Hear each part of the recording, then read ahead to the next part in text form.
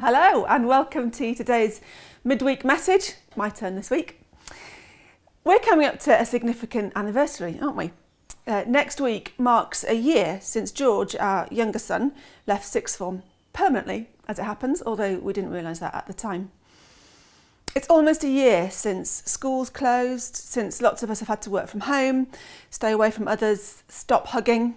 A year since frontline workers, whether in the NHS, in schools, those collecting rubbish and recycling or those delivering parcels, began working in extreme conditions. It's been a long, long year. It's not been easy for any of us, but the end is in sight and hugs will be back on the agenda soon. Not as soon as we'd like, but we are beginning to see a way out now. And what can we do in the meantime? There's still several weeks until we can get a haircut and months until we can go out again together.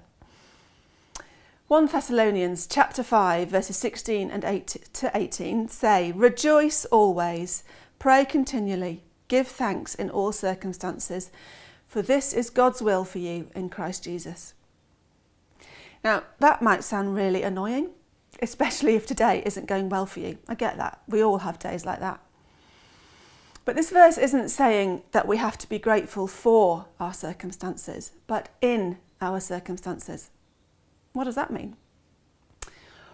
Our Lent discipline as a family this year is to be thankful, and it really is a discipline. We have to make a choice here. Now, it's not easy when you've seen nothing but your own four walls and you're not been allowed to the seaside or to hug your sister. It's not easy when you wake up overwhelmed by uncertainty or stress or just the same things again. Sometimes you have to hunt things down to be grateful for. So we have a jar on our dining room table with some paper and a pen next to it, and we have to write something each day that we are thankful for. At least one thing, and more if we can. Some days the jar fills up more quickly than others. And once a week we have a look at what we've written and we give thanks to God together. I'll give you some examples of what we've been thankful for. It doesn't have to be anything major, and for the Wicks family, I have to say it is mostly food.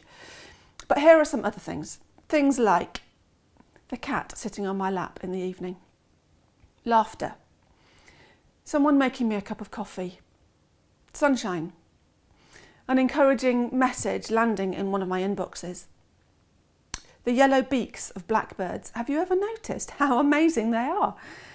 Clean clothes, pudding. Now, once you start looking, there are all sorts of things to be grateful for. But here's the thing, we do have to look. We have to notice them. We have to look up, look around and see things. Only then can we acknowledge that they are something to be grateful for, and only then can we give thanks to God. Now, we can't be grateful every minute of every day. Sometimes we're overwhelmed and it's all too much, or sometimes we're just plain grumpy. But we can make a choice to be grateful. We can hunt things down to be thankful for. I've discovered that the more things we notice to be thankful for, the more thankful we become. It changes our heart. It's like sliding down a hill. We start slowly and we keep going, and then suddenly we discover a whole world of gratitude. So as we slide down the hill towards June, let's hunt things down to be grateful for whatever, and even despite our circumstances.